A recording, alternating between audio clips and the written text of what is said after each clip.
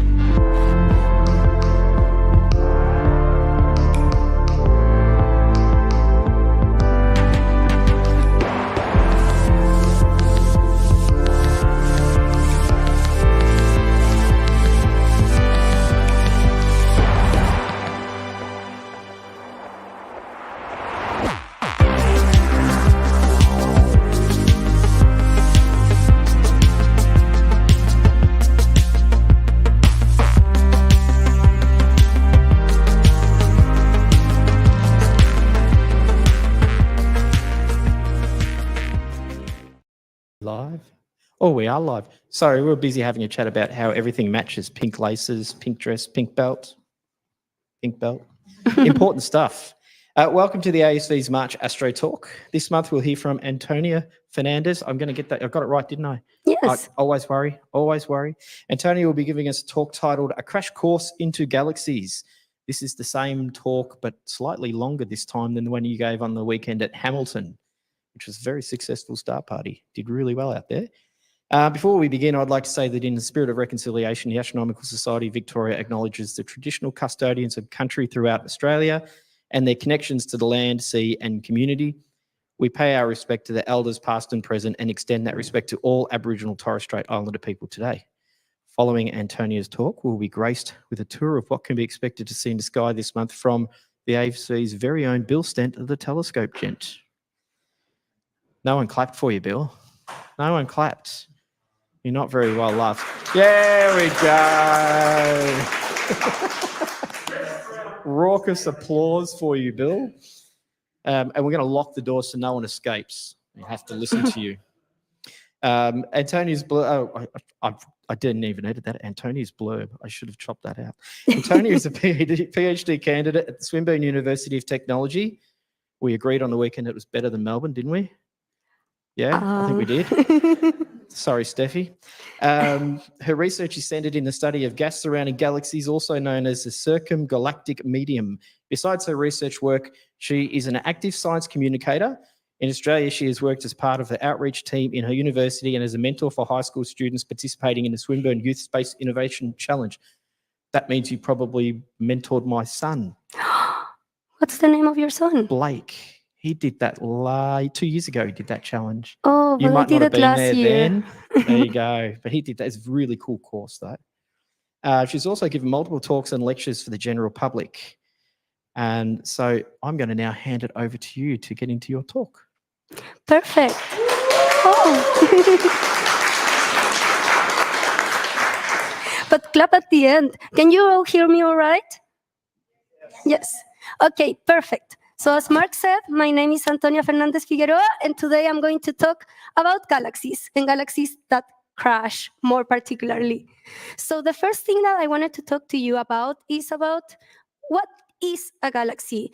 Mark was telling me that everyone who's here really cares about astronomy, so probably you all know what a galaxy is, but it is in my slides, so I'm going to tell you what a galaxy is. So a galaxy is a mix of stars, gas and dust, and dark matter.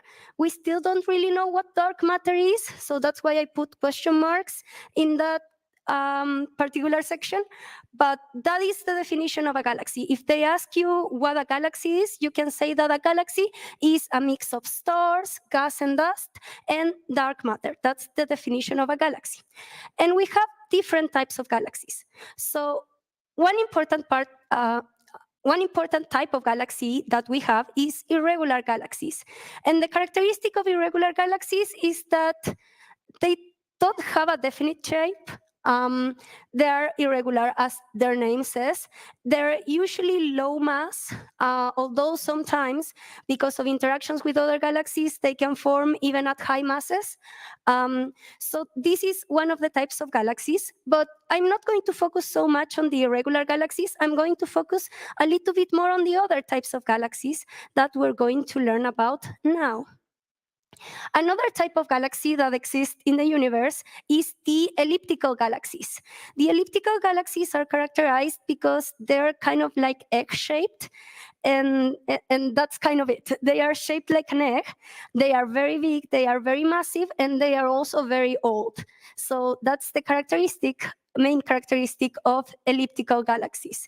I've heard some people saying that they are boring, but I disagree. I find some interesting things about elliptical galaxies, which I'm going to talk a little bit more about in a second.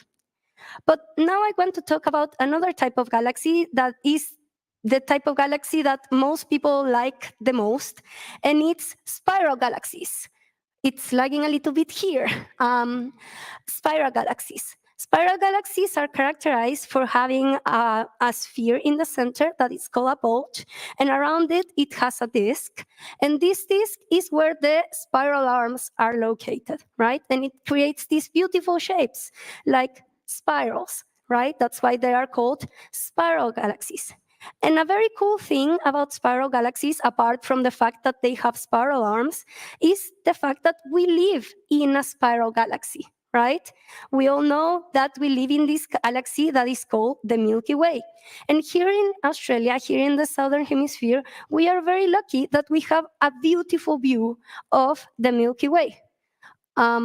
This picture that is here was not taken in Australia, but it was taken in the Southern Hemisphere. And you can see here how beautiful the Milky Way looks from here, from the Southern Hemisphere. We are very privileged to have this very beautiful image of the Milky Way that we can observe if we go, for example, to the countryside or places with lower light pollution. We can actually see that the Milky Way looks like this. And that is a very big privilege that we have. And we are very lucky to be able to observe it like that. Another thing that I wanted to mention, and that is probably something that everyone here already knows, is that when we observe the Milky Way, it is very difficult to observe it from Earth because we are inside of the Milky Way, right? It's like trying to take a picture of yourself from yourself, like trying to take a selfie and appearing completely in the picture. It is a little bit difficult, right? So if you see an image that looks, wait a second, if you see a picture that looks like that, and it's claiming to be of the Milky Way, it is most likely a simulation, or it's a picture of another galaxy. Right now, with the current technology that we have, we're not able to get out of our galaxy and able to take a picture of the Milky Way from the outside that looks like this, right? But if you see a picture of the Milky Way that looks like the one in the top right, that is probably a real image. That is how the Milky Way looks from here, from Earth, right? So that's with spiral galaxies. Now I wanted to mention another type of galaxy that is called the lenticular galaxies. And this is an interesting type of galaxy because it's like something that is in between, right? Something in between spiral galaxies and elliptical galaxies. It's not quite an elliptical, but it's not quite a spiral either.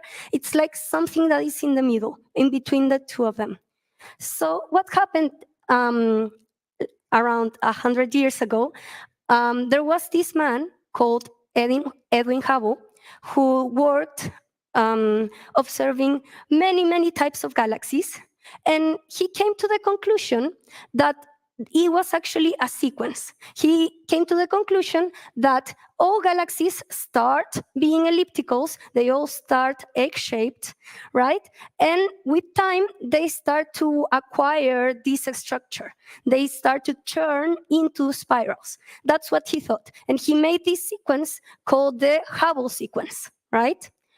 But now, in the current times, we know that this is actually not true. It is actually the opposite. So galaxies start being a spiral galaxy, and then they turn into elliptical galaxies. So it is the opposite of what this man called Edwin Hubble said. Now, I want to tell you another thing about why this is like this, because some people might say it is a little bit weird that the spiral galaxies are the start of galaxies, right? Because they look more complex, they have more structure. But the truth is that disks are very easy to make. They just have to do with the way that physics work, right?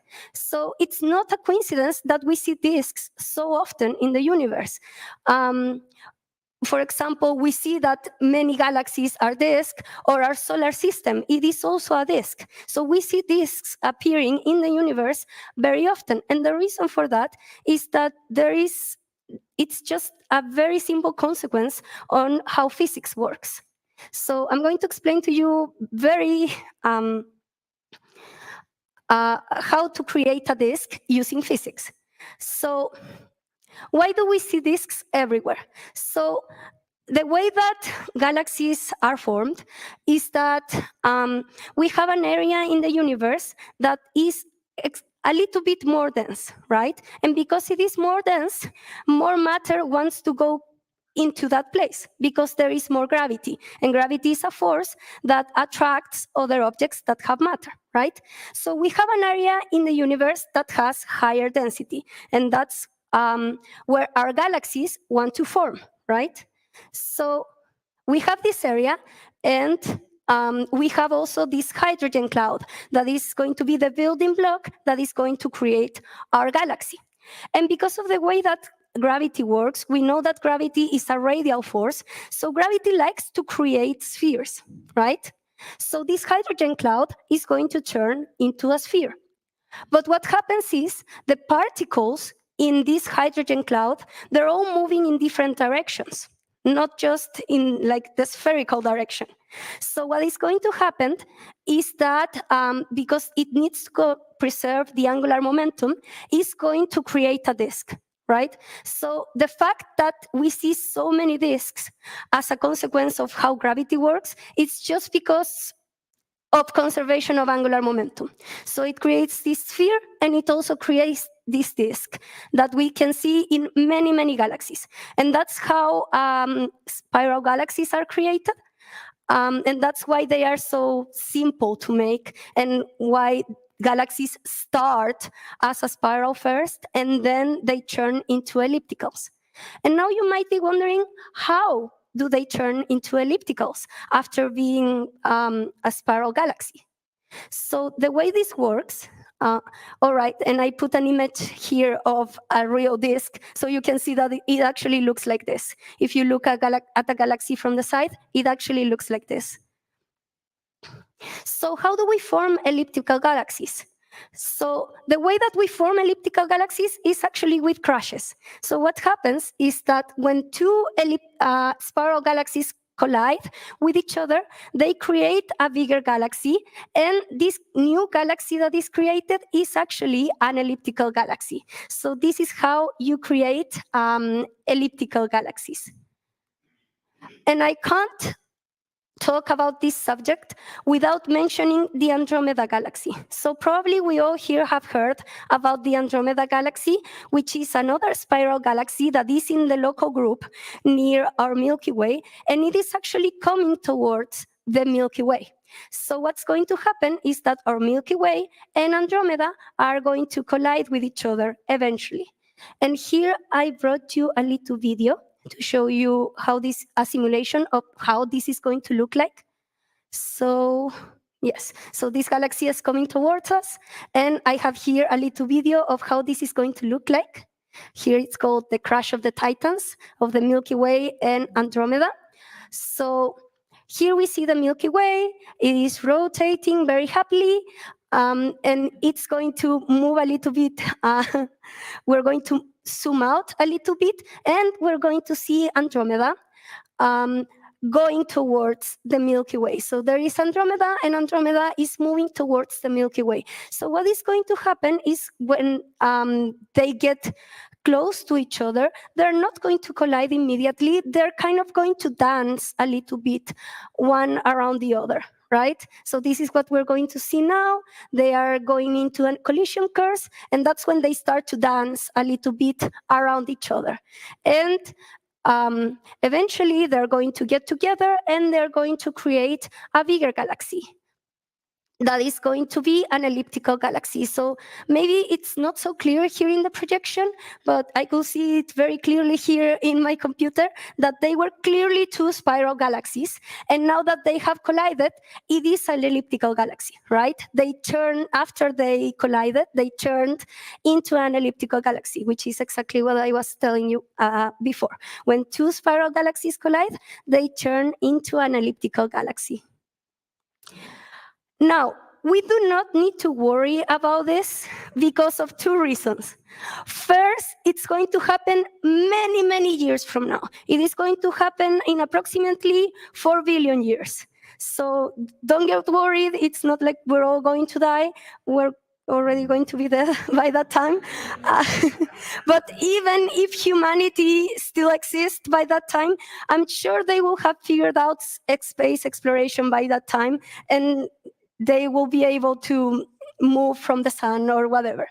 And the other thing that we don't need to worry about is that stars don't crash with each other. So what happens is that galaxies, they look like they are full of stars, and they are full of stars, but they are also mostly empty space. So because of a probability thing, when two galaxies collide with each other, their stars, they don't meet each other. So the sun is not going to collide with anything during this crash. So we don't need to worry about that. Even if there are humans at that time, they won't have to worry about that because the sun is not going to collide with anything by that time. So don't worry, we're not going to die in this collision of galaxies. Now, I also wanted to mention the fact that Andromeda and the Milky Way, they are just a few of the galaxies that exist in the universe. There are a lot of galaxies in the universe, many, many galaxies in the universe. So I brought this image because it shows how little we know about the universe, or how little we used to know about the universe. I mean, we still don't know that much about it, but this happened around 30 years ago. They used the Hubble Space Telescope to point to a point in space where they didn't see anything, right? I don't know if you get to see that yellow contour that is there. That's the pointing that they did in the sky, and that's the moon for reference. So they used the Hubble Space Telescope to observe that patch of sky where they thought there was nothing, right? And after they observed it with the Hubble Space Telescope, they realized it was actually full of galaxies. It was many, many galaxies. Maybe here in the projector is not so clear, but each of these blurbs that we can see here, almost all of them is a different galaxy that we had no idea it existed before. So there are many, many galaxies in the universe, right? And we are discovering new ones constantly, especially now that we have even better instruments to observe the sky. So, oh, yes, and here I have a video of the Sloan Digital Sky Survey. So this is a survey that observed many, many galaxies across the universe, and they put together this little video showing more or less where these galaxies are located, and going in a flyby around the universe and going through all of these galaxies. So each of the blurry thingies that you see here, all of the points is a different galaxy that was observed with this slow and digital sky survey. So you can have an idea of all of these galaxies that we can observe from Earth. But these are not all the galaxies that exist. We know that there are other galaxies that are in the universe that we haven't observed yet, right? And for example, with the new telescope, the JWST, we have been able to observe many, many galaxies that we hadn't observed before. So yes, so there are many, many galaxies more to discover. So for example, here in the left, there's an image of a field of view observed with the Hubble Space Telescope that we just mentioned. He was fantastic. We were able to observe many things in the universe that we couldn't observe before. And the image on the right is that same field of view, but observed with the James Webb Space Telescope. So if you can notice, you can observe many other galaxies with the James Webb Space Telescope. So we are constantly observing new galaxies that we had no idea we could observe before. And the reason I'm telling you this is because not only we can observe galaxies, but we observe galaxies that are crashing all the time. And so we can observe the crashes of different galaxies all the time. So here I brought you this other video about galaxy collisions, and I thought this video was really cool because it shows a simulation of two galaxies colliding, but it's also comparing it with real observations of galaxies that we have observed from Earth. So that was a real image of a real galaxy collision. Here we are back to the simulation, and we're going to observe it from a slightly different angle.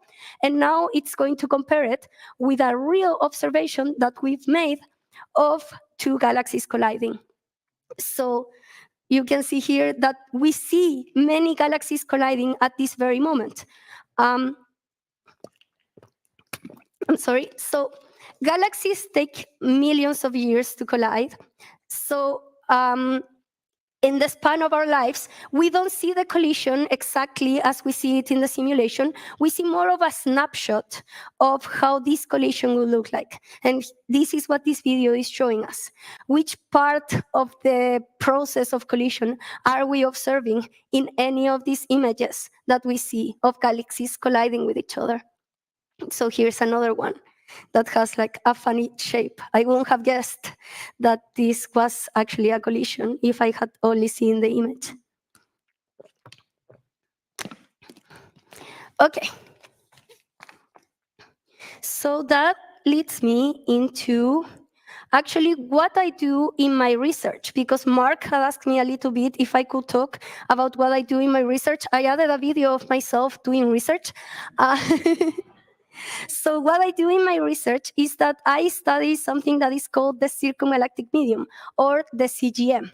And maybe you might be wondering, what is the circumgalactic medium? Because it's not an area of research that many people study, right? So the circumgalactic medium is the gas that is around galaxies, that is outside of the disk of a galaxy, but is still around it, right? So we have a galaxy, and around this galaxy, there's a halo of gas that is the circumgalactic medium. And I work studying the circumgalactic medium. The next question that everyone asks me whenever I tell them I study the circumgalactic medium is just, why? Why are you interested in this? Why do you care so much about the circumgalactic medium? Actually, the circumgalactic medium is very interesting. At least I think so.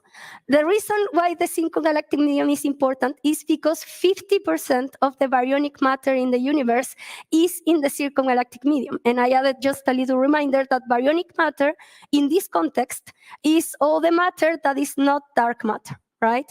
So when I talk about baryonic matter, that's what I mean. I know that if there's a particle physicist here, they're going to complain to me that that is not the definition of baryonic matter, but that's the definition that I use. And another reason why the circumgalactic medium is so important is because it regulates star formation and galaxy evolution. So if the circumgalactic medium didn't exist, we couldn't see some of the processes that we observe in the universe.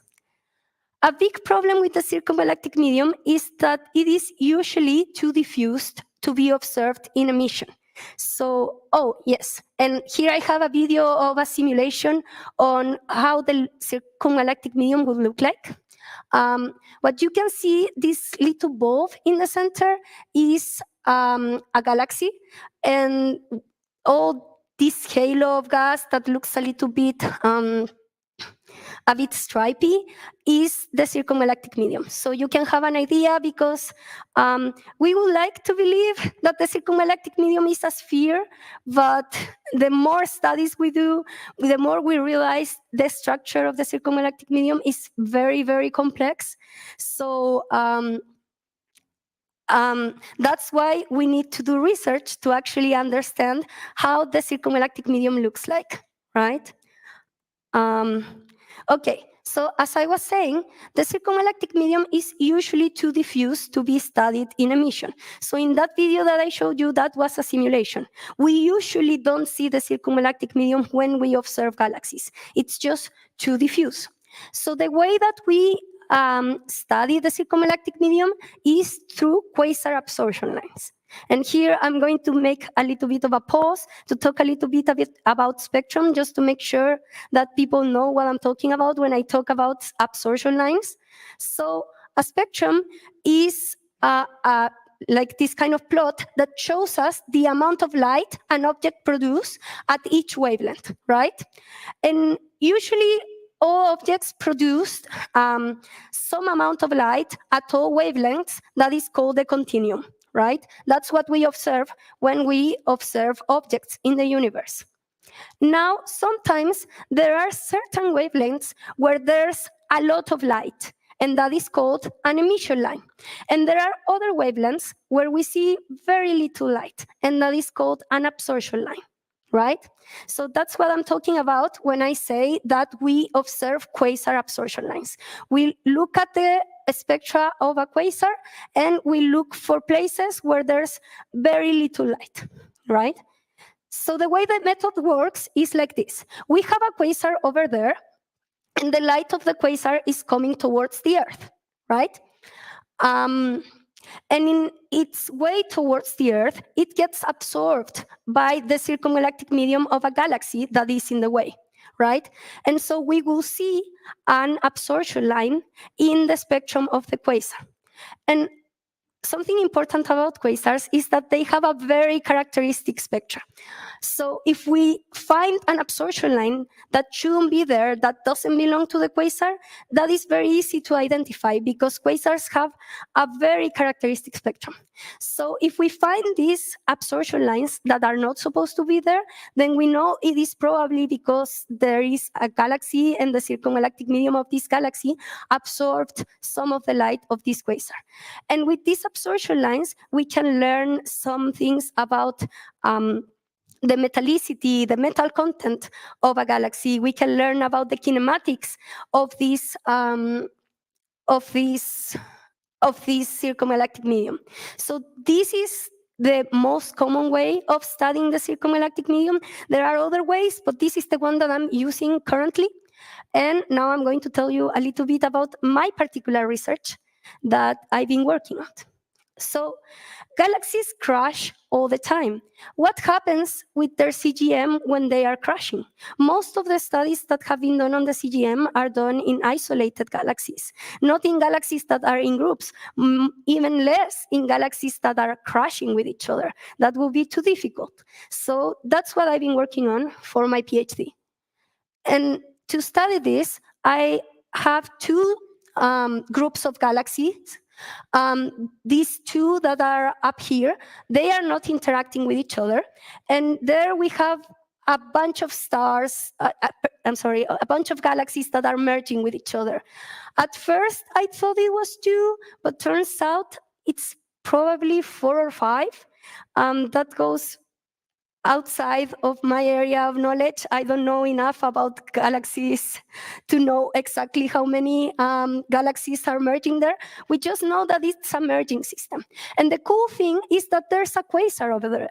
So the light of this quasar is going to pass through the circumgalactic medium of all of these galaxies. And we're going to be able to observe these absorption lines that are related to these systems of galaxies.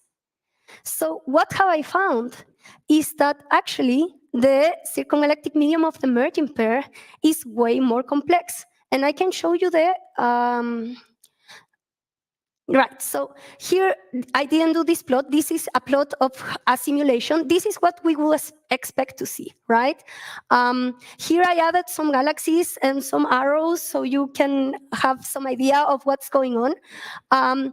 The blue arrows is material that is going inside the galaxies, and the red arrows is material that is going outside of galaxies. So it's outflowing material.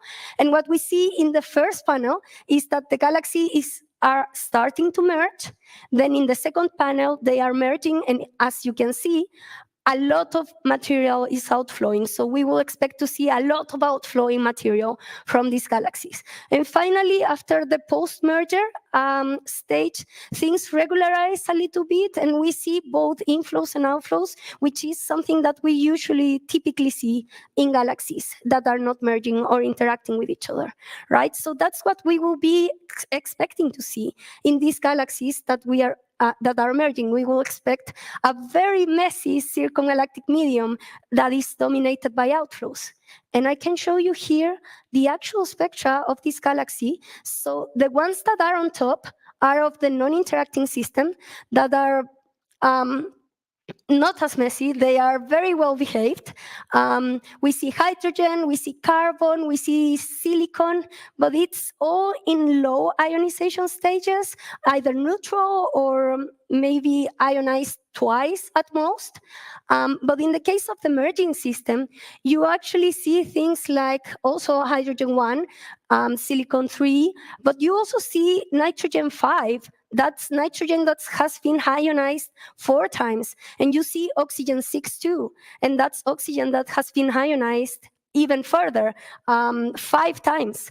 So it is in a much higher ionization state, right?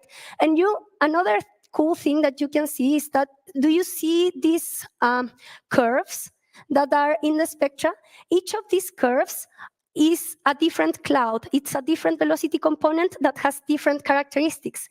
The non-interacting system has only 3 velocity components, while the merging system has actually 6. And not only it has 6, but they are actually much deeper. They go much farther down, right? The absorption is more absorbed. And you can see a wider range of different metallicities and different characteristics in this absorption that we see. So that is really cool. And that is what I mean when I say that the CGM, the circumgalactic medium of the merging pair, is more complex. So yeah, that's what I do in my research. And this is the end of my talk. Do you have any questions? I've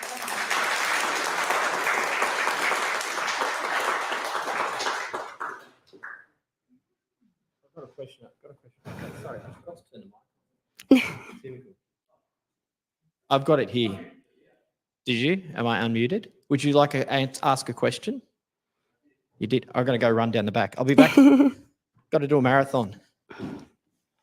Oh, wave at the camera on the way through. Hello. I can't even hear myself. Antonia, thanks for that. Was fantastic. The question I had was, hopefully you can hear me. I can hear you, yes. Yeah, when Andromeda and the Milky Way eventually do collide, what are the chances, or more to the point, is it true that the chances of any actual collision occurring, for instance, with Earth and the solar system, are actually extremely low? Yes. So what happens with galaxies when they collide is that their stars do not collide with each other. And that is because galaxies are mostly empty space. And so because of a probability point of view, the probability of 2 stars colliding with each other is so low that that's not something that we need to worry about.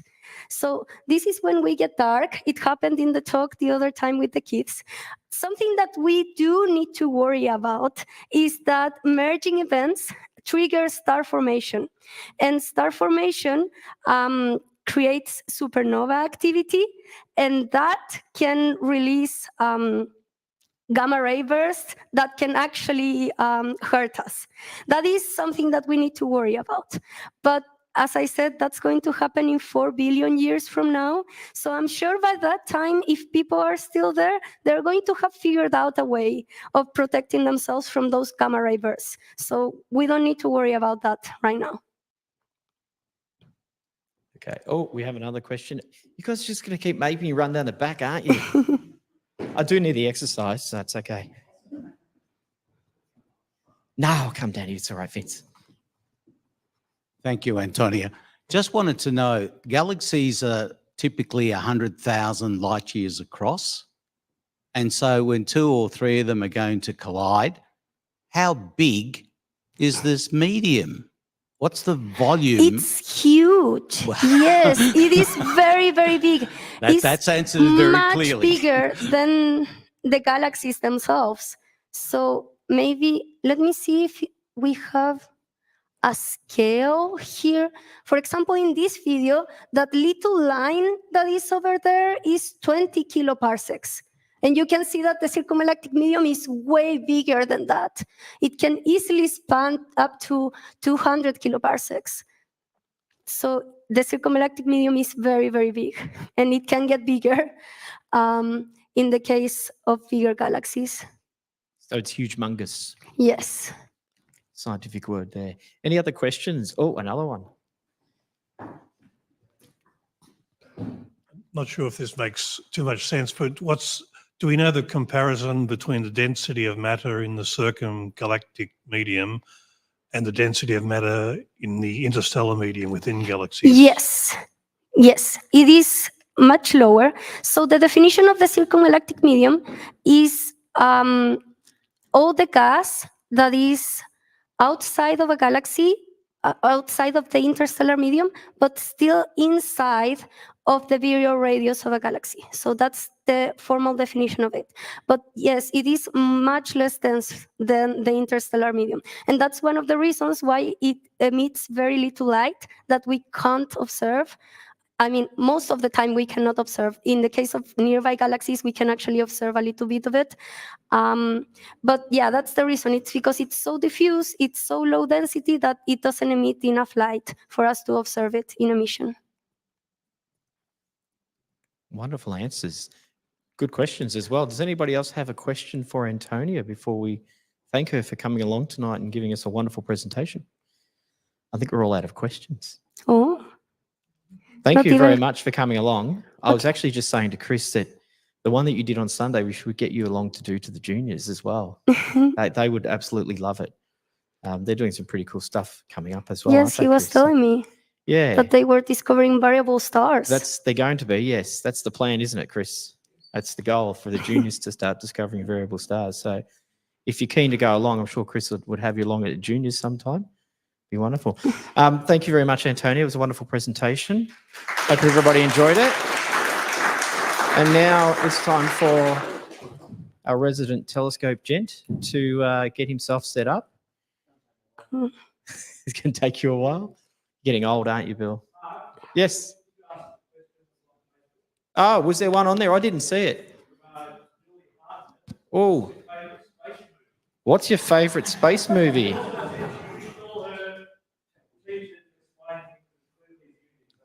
There you go. What's your favourite space movie? Contact. Why do we ask that question? It's always Contact. It's a good movie, though. Yeah, I watched it when I was little, like tiny. And I saw a woman And how many astronomer. And of course, I wanted to be an astronomer go. after that. How many times have you seen it? You can start setting up, Bill. It's all right. Oh, how many times? I haven't seen you it need to that plug many that in. times, maybe 5. 5? But I've read the book How a is it your couple of favourite times movie too. if you've only seen it 5 times? I know, right? I should watch it more often. Bill, I don't think that's going to reach, man. Technical difficulties. Can you run on power? You'll be fine. You won't go flat, will you? You're going to have to try. So, I don't know. We're waiting on Bill. That's what we're doing. But what I'll do is I'll just let everyone know how good the event at Hamilton was. In fact, while I was posting something on Instagram just there, I saw a message in our ASV chat for someone who lives in Hamilton asking about how how to go about becoming an ASV member and joining the ASV Hamilton section. So I'll have to respond to her later on how to do that. This weekend we're off to Buchan. Long way. It's a Buchan long way, that one. That's my dad joke for the night. It's a long way to go. We've got about 60 ASV members, Mornington Peninsula Society members and Latrobe Valley members meeting up down in Buchan. Bill's coming down as well. We're going to hang out under the stars and try to image, but it looks like it's going to be clear as well, which is good. How are we going there? Oh, one more question.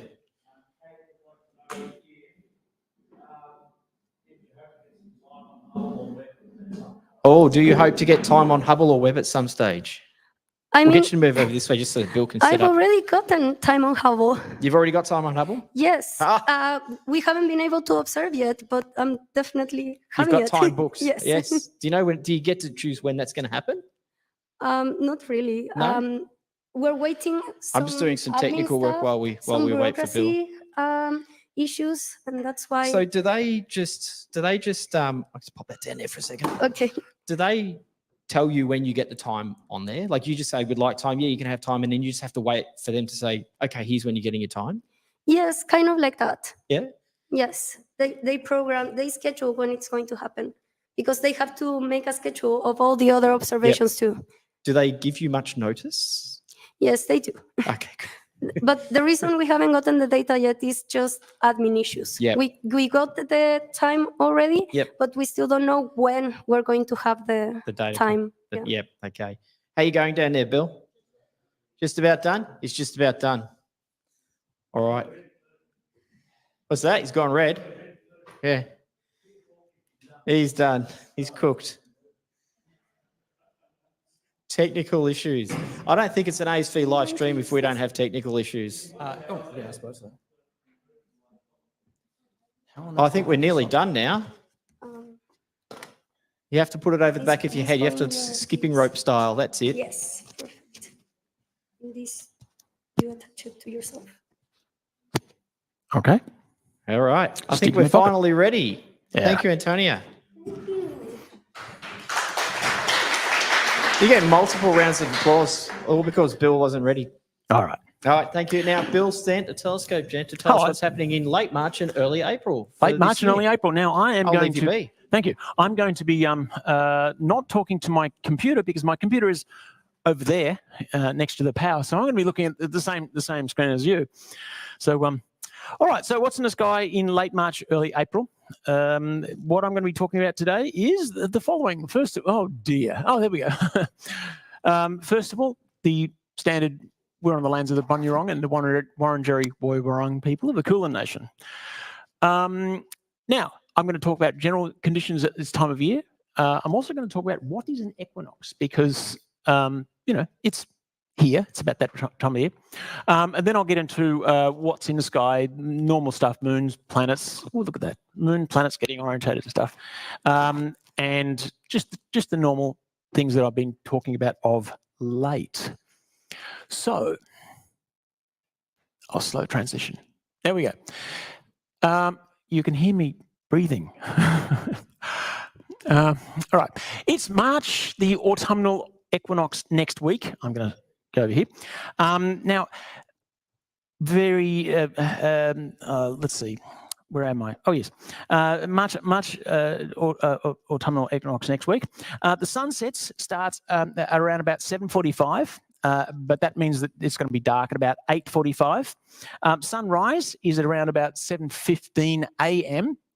It's going to be that means it's dark until about 6:15 a.m. Or next month, remember it's 6:45, but this is Australian Eastern Standard Time, not daylight savings time. But you notice we get about 1 hour and 15 minutes more viewing. It's actually more. We get more in the evening. And at this time of year, at the equinox, when the sun is, hurtling past it, it's changing its declination at the maximum rate, we get the maximum extra observing time every night. At the moment, it's going about 2.5 minutes every day, which is kind of nice. It's still darker in the mornings now than it is in the evenings. You probably wake up and have your, like Jan and I do, we get up and we go out in the backyard and have our morning coffee with the dogs. It's still night, which means that we can see Venus and stuff, which is kind of nice. That's going to be fixed up in at the end of daylight savings. It's going to be everything's going to be shifted by an hour, so everything will go sort of a little bit more even. It's not great, but then whatever. Seeing is generally improving at the moment as the temperature of the atmosphere drops down, and mosquitoes are also improving as well. If you're worried about young astronomers, it's possibly time to break out the beanie. In the last couple of days, it's been fairly warm, but it will get a little bit chillier. So that's the general conditions. Is it going to change? Yes, it is. Now, talking about the equinox. Like I said, it's known as an autumnal equinox. That's because the Earth is dominated by the northern hemisphere. But we'll call it a March equinox because it's less ambiguous. Now, when is the equinox? This is very tall. When is the equinox? That is the actual point in time. People generally think that the equinox is the time when the day and the night are the same lengths. That's close, but not quite there. That particular night is on the 23rd and the 24th of March this year. And the actual equinox, I looked up in the ASV yearbook, it's on the 20th at about 2 p.m. And what it actually is when the sun moves out of the southern hemisphere and back into the northern hemisphere. And that happens at a particular point in time. So, come on, there we go. What is the equinox? Like I said, it's the point where the plane of the ecliptic, that's the sun's apparent orbit, crosses, or at least meets the celestial equator. That's the line around the outside of the Earth. Now, this happens twice in a year because the sun goes up and then it goes around and comes back down again. It's the ascending node that we're talking about. That's the March equinox, the ascending node. So, come on, there you go. And what is this point? This point is actually fairly important because it's the arbitrary 0 point in the celestial coordinate system. So that's where, 0 RA and 0 declination. That's largely arbitrary. It was one of those conferences, or actually it's a little less of a conference and more of a sort of a general acknowledgement. If you remember, there was that conference in France when they decided, actually it wasn't France, but whatever. This conference where they decided that Greenwich was going to be the 0 point. Well, it's that sort of level of agreement. Okay, so to illustrate what I'm talking about, here is our little blue dot, and it's rotating. And that's our equator right there, and the sun appears to move on the plane of the ecliptic, which is tilted. It's actually not tilted. We're tilted, but that's very Copernican. So now the sun is south. I've got a little pointer there. The sun starts off in December, and it's down the south. That's the December solstice, and then it goes January, February, crosses the equator. April, May, June for the other solstice. July, August, September. That's the other equinox, and goes back around to December. So, come on. Now, the ascending node, that's the one that goes through March. That is when the sun is in what they call the first point of Aries, and there's Aries. I got that off the internet. There's only one problem. It's in Pisces. So there's been precession over the years. I'm sorry about the projector. It's not feeling very well at the moment. However, this is. On the map again, we've got the 0 point, and that's our equator, and there's the plane of the ecliptic, and where they meet there, that is the 0 point for right ascension. So that's basically how it all goes. But it's pity it's in Pisces. Okay, Come on. Okay, time to move on to the moon. The first quarter's on Sunday. That's the 10th of March, which is just a couple of days away, I think. What's the date today? In that case, the first quarter was on the 10th of March.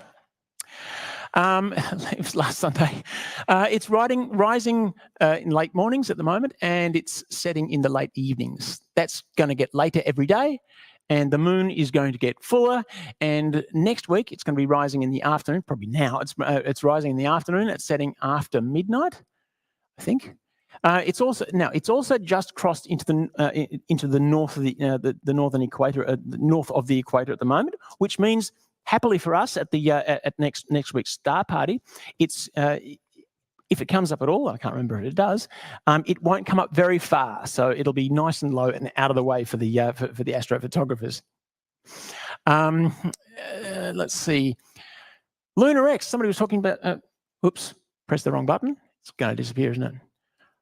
Lunar X, the 18th of March at 1:10 a.m. So it's definitely worth getting up for. Yeah, go for it. You'll be able to get that shot. Now, it only lasts for around about 45 minutes, so you're going to have to be there, unless you've got Voyager or some sort of remote dome, in which case you just program it and see the photographs next week. The full moon is on the 25th of March, and if you're interested in that sort of thing, it's another mini moon. And now, on the same day, on the 25th of March, it's going to go back below the equator. In other words, coming back into the southern hemisphere, and so it's going to start orbiting high over us. Obviously, as the moon gets older, it becomes a morning object, setting after lunch. And now, the 9th of April is a new moon, just in time for the next meeting. But at the same time as the next new moon, there's a solar eclipse in America. Has anybody here who's going to America that hasn't already gone? Andrew Hayes? Yeah, okay. Yeah, so there are people going. So look, there's a solar eclipse in America, so expect Americans to be blinded in their thousands.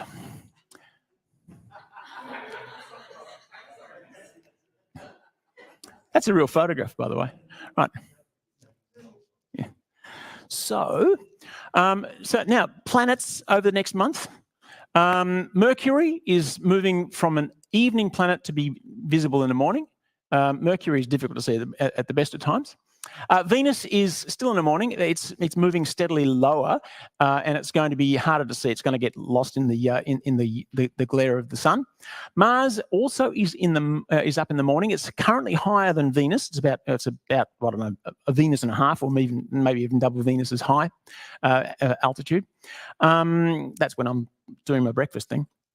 It's moving really, really slowly. It's going to be rising between 4 and 4:30 a.m. for most of the rest of the year. It's just stuck in a groove somewhere. It's stuck in some Keplerian orbit. Jupiter is lost in the evening twilight. You can see it during the day if you know where it is, but largely it's getting a lot closer to the sun, and it's going to be back in the morning in July. Saturn is already a morning object. It's rising earlier as it gets further from this, or further angular from the sun. Uranus is staying fairly close to Jupiter, and that's going to be even more difficult to see in the evening twilight. Neptune is behind the sun. It's just gone. It's going to be next visible, if you want to look for that, in late April, so you're going to have to wait. Pluto, if you believe it's a planet, it's rising after midnight. It's actually the most visible of all the planets, but you need a camera to see it. So like I said, planet season, it ain't. So come back in a couple of months. Come on. Okay, so this is where I'm going to move over here, because now getting orientated. Right, the first thing you always look for is a Southern Cross. I've got my little clock there, and oops, just going to have to press that. There you go. There's my little clock. The Southern Cross is at about 10 o'clock from the South Celestial Pole, and you have to find the South Celestial Pole. Don't get confused by the zenith. That's directly above you. South Celestial Pole is due south, and from here about 38 degrees. I'm allowed to do that with my left hand. 38 degrees above the horizon. Okay. The other thing you'll be looking for is Orion. The cross is your number one road sign, and your numbers 2 and 2A are going to be Orion and Scorpius when it comes out. Right. So anyway, so Orion is well past the meridian. It's up there, and it's moving down towards the western horizon. If you want to see M42 or the Horsehead or those things, you're going to have to get on your bike. It's something that you'll be starting to fight a bit more atmosphere at the moment. So obviously the higher things are up to observe, the better. So yes, get onto Orion if you still need to. Now, orientation stars at the moment, we've got a nice line of orientation stars that go more or less on the western side of the of this meridian. So we're going to start with Castor and Pollux. They're I don't need to point. There's a circle around it. Castor and Pollux are low in the north, and slightly, this is at 10 p.m., so slightly west of the meridian, so it's just past the meridian. Then there's Procyon is the next one. If I just press the button, come on, there you go. There's Procyon. Then obviously the bright one is Sirius. Come on, there you go. Sirius is the brightest one. It's fairly close to the zenith, but it's on the northwestern side of the zenith. The next one down is Canopus. Come on. There you go, and that's on the southwestern side of the zenith. So basically, you're going to be lying on your back, and you're going to see, Sirius is up there and Canopus is down there. Of the two, Sirius is the brighter. The next one is Achernar, and that's down towards the south, the southwest, and that's pretty much our line of stars that went along there. And on the other side, we've got Spica, which is just shown up in the east. There it is. So that's basically your orientation. So hopefully, yeah, okay. Now, the targets that I've been dreaming up for everybody this month. Clearly, you're going to be starting in the in the middle somewhere. Now, I've been mucking around with some messier objects lately, and M47 is quite nice. It's not a huge object, and it's not, but it's reasonably clear. You need a small telescope. A large magnification telescope is more useful for you. I'm sorry, I'm standing in your way. A large magnification telescope is probably going to serve you a bit better, but you can see it with a small telescope. Southern Albireo, which is really, really nice, is a very, very easy double, wide space double, and with very different coloured stars. I've talked about this before, but it's nicely placed at the moment. It's not far from the zenith, so possibly you might get a donut warning, but that's when it's too close to the zenith to see.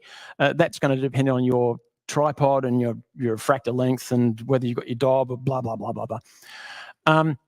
So the next things I'll be talking about is back into Orion, because you've got to get there before it goes. So we've got the Rosette Nebula for the astrophotographers. That is a little bit closer to Procyon. It's sort of off that side of Orion. You're definitely going to need a camera for that. Or you could possibly try the 40-inch telescope at LMDSS. You should be able to see that okay. Betelgeuse, naked eye object, obviously. This is something you should probably have a look at occasionally. That's that guy there. It's visibly yellow, or visibly sort of a crimsony, I'm colorblind, yellowy red color.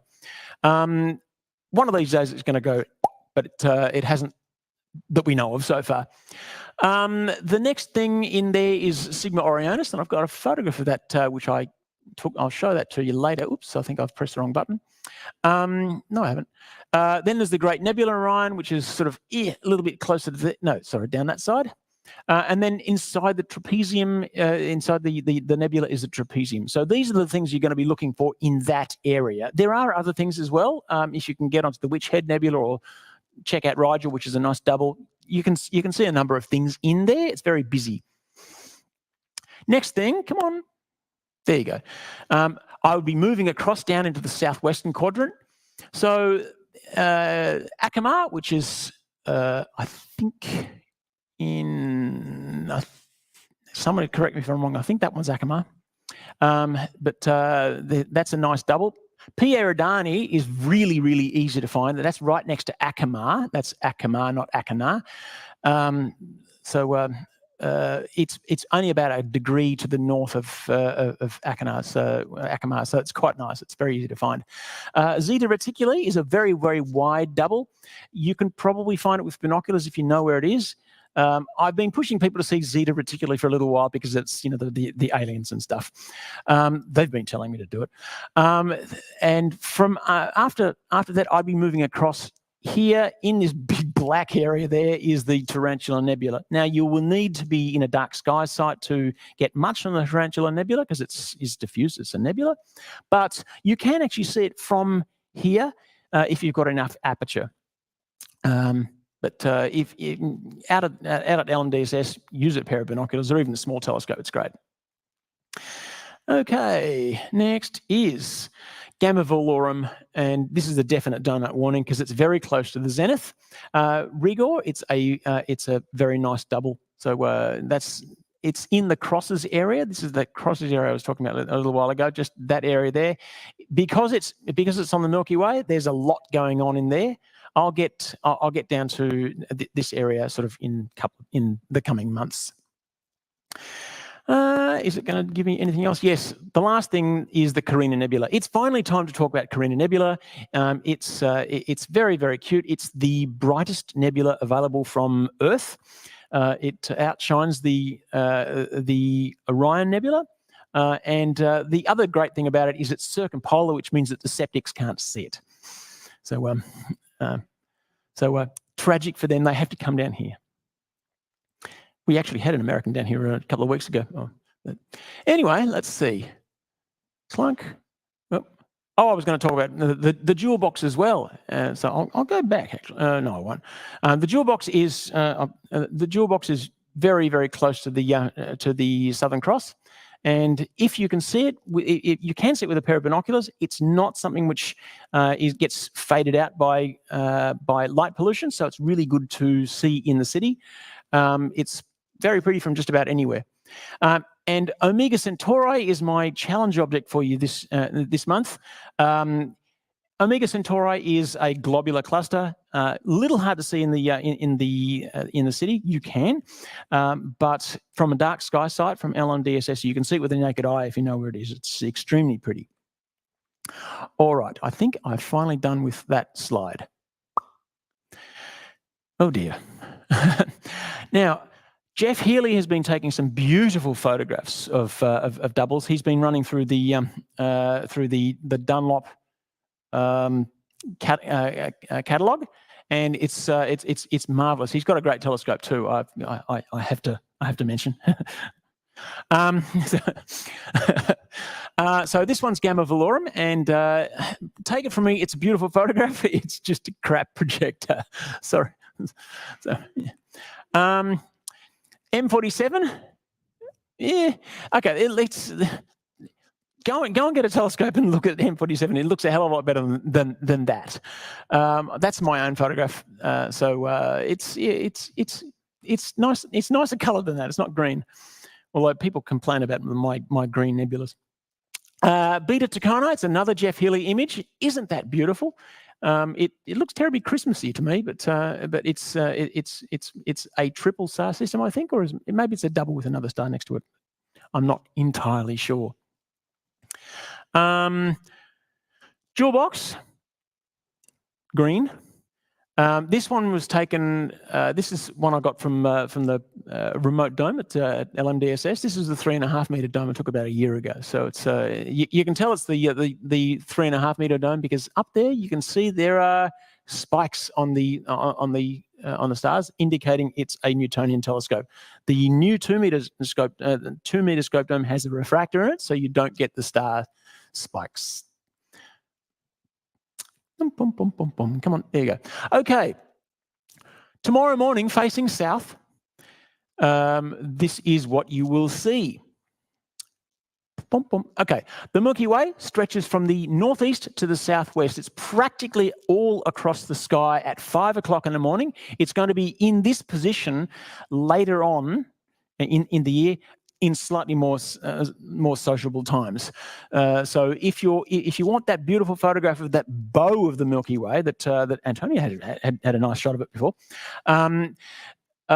you can get something like that. You have to point yourself southeast because the zenith is slightly on that side of the Milky Way, which means that you'll have to get a super wide angle lens to be able to get it from if it's behind you. So you face yourself southeast and it's not quite at the zenith. Mars, you can see it's just on the horizon there. It's pretty much static. It's not doing an awful lot for the moment. It's going to be there for the next few months. Venus is just is below Mars. This is for 5 a.m. So if you're going to be up at 6, you will see Venus, and it's still very, very bright. It's quite gibbous at the moment, so there's a lot of light coming off it. Next one is Scorpius. Finally, Scorpius is up. It's been up since midnight, and it's approaching the meridian. Scorpius is one of my favourite constellations. So I don't know if I've got one, but Scorpius is fantastic. It's got probably my favourite part of the sky is Rho Ophiuchi, and that's in that area just next to Antares and sort of sprinting back towards the galactic core. Very pretty. What else is up at? Oh yes, well there's the galactic core itself. I'd forgotten to put that in, and that has M8 and M20 and a whole pile of things in there. This is where you're going to be looking. If you can have a look at Ptolemy's cluster, it's a naked eye object. You can just spot it, particularly from a dark sky site. From LMDSS, you can practically hear it. It's very, very bright, very pretty as well. It's got this sort of an H shape in it. It's very nice. Right. At this time of year, you can see both coronas, Corona Australis, the southern one, and Corona Borealis, the northern one. Northern one might be a little bit harder to spot because you're going to be looking through a certain amount of atmosphere. But yes, you can see them both at the same time at this time of year. 5 o'clock later on in the year, you get the same view. And I think that might be it for this slide. Come on, there you go. Next month, this is what it's going to be doing over the next 4 weeks. So I'll just rattle through this fairly quickly. The cross is going to be approaching the meridian, so it's going to be moving towards that north-south line. Orion and Scorpius are both visible in the sky at the same time. There's Orion there, and there is Scorpius there. So the story is that they chase each other around the place. So yes, you can see them both at this time of year. Castor and Pollux are nearly gone. You will have difficulty seeing that, and it just shows how little time we get to see the northern constellations. They come over there and they disappear really fairly quickly. So it was only a few months ago that we actually had Castor and Pollux over there. So yeah, they don't last very long. It's the opposite of circumpolar stuff. Arcturus is now in the southeast. It's sort of moved. I've got a little arrow there. It's moved that far in a month. And at the same time, Achernar is moving towards, I'm not quite sure if you call it crossing the meridian, if it's crossing it upside down. It's between the South Celestial Pole and the Southern Hemisphere.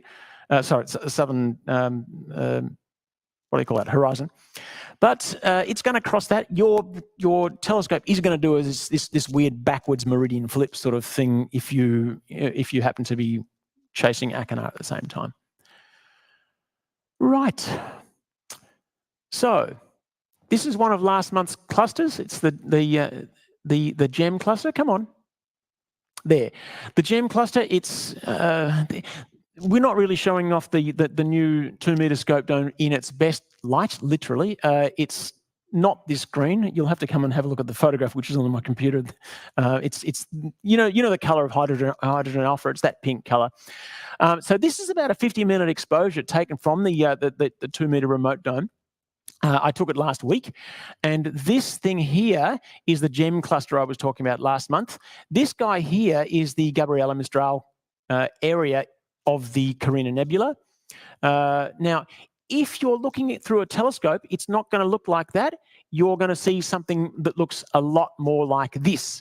And I almost prefer this view. You can see the colors in the GEM cluster much better.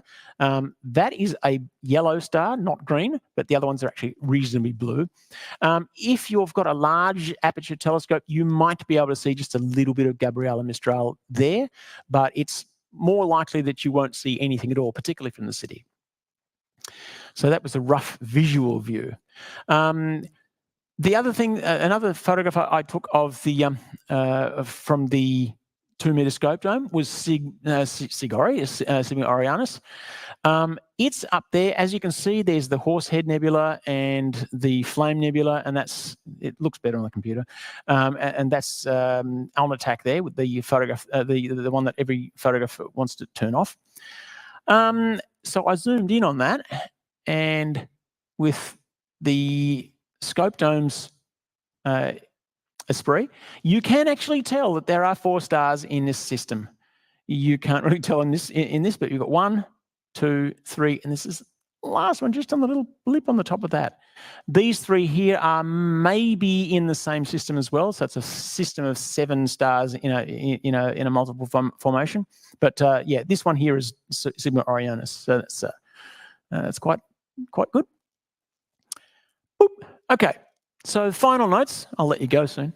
Final notes. Don't forget that at 1:10 a.m. on the 18th of March is the Lunar X. That's hopefully be good weather.